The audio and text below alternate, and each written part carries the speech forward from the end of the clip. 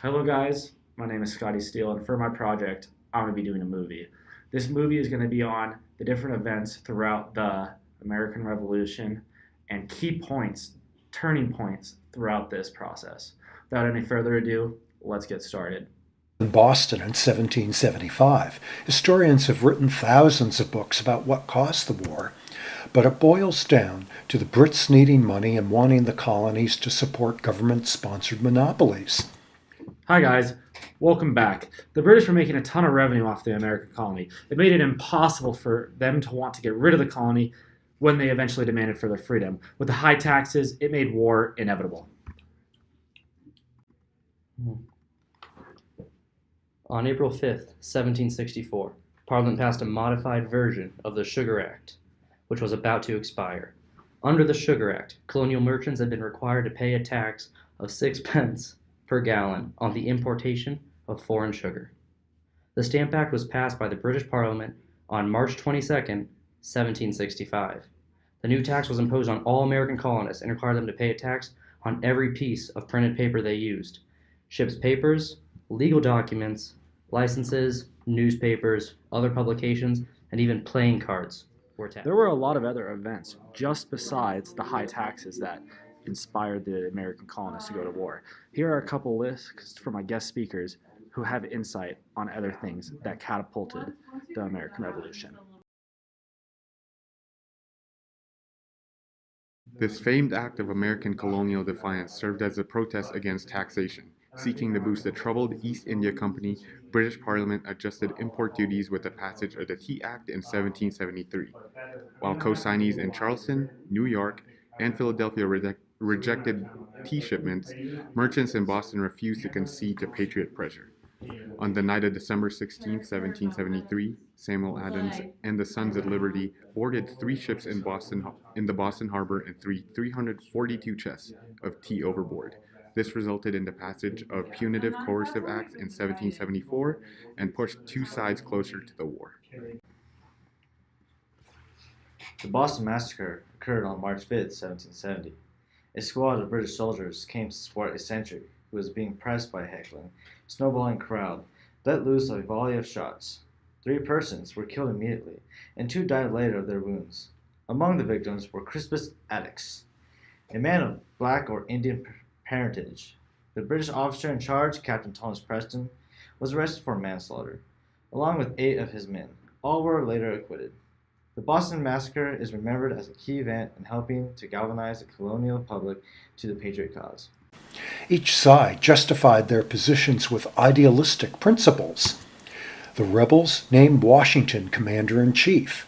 Some of his pictures make him look like a grandmother, but he was a tough hombre and a genius at politics. Washington fought the Brits for 5 years between New York and Philly. He won a couple of small battles, but mostly lost. But the British never wiped him up. His pitiful army survived. So, after all these terrible acts where they had high taxes and other events that catapulted them into the war actually started. There were a ton of different battles, which some of my guest speakers over here are going to address shortly. Please stay tuned. So, the Battle of Lexington was a military conflict between the Kingdom of Great Britain and its 13 colonies in North America during the Revolutionary War. The year and date that the Battle of Lexington took place was on Wednesday, April 19, 1775. The battle at Lexington Green in 1775 started the American Revolution and was commonly referred to as the shot heard round the world. The battlefield in which the British and American forces fought during the Battle of Lexington was located in the village of Lexington in Middlesex County, province of Massachusetts Bay. On June 17, 1775, early in the Revolutionary War, the British defeated the Americans at the Battle of Bunker Hill in Massachusetts. Despite their loss, the inexperienced colonial forces inflicted significant casualties against the enemy, and the battle provided them with an important confidence boost. Although commonly referred to as the Battle of Bunker Hill, most of the fighting occurred on the nearby Breed's Hill. In the fall of 1781, a combined American force of colonial and French troops laid siege to the British Army at Yorktown, Virginia. Led by George Washington and a French general, they began their final attack on October 14th, capturing 2 British defenses and leading to the surrender just days later. In 1777, a brilliant rebel general beat the British at Saratoga, New York. His name, Benedict Arnold. He later switched sides.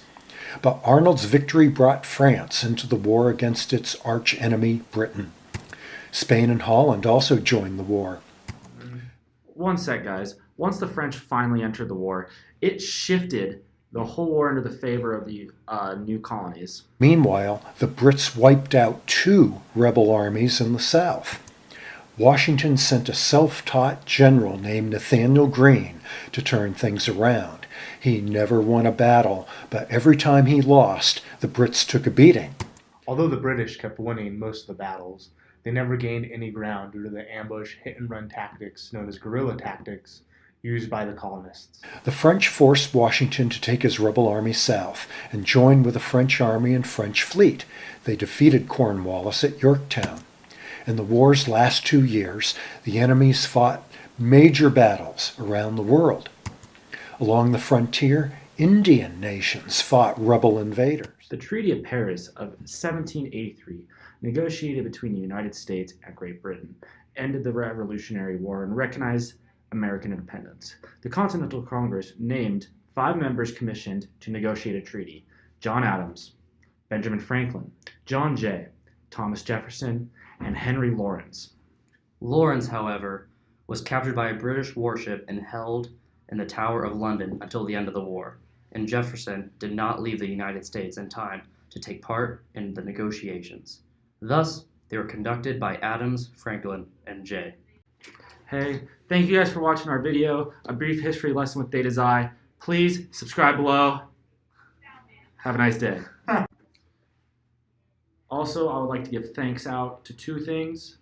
One, my friends who helped with the presentation, and the other one out to History.com, who provided me with a lot of insight on this project. Thank you guys. Again, have a nice day.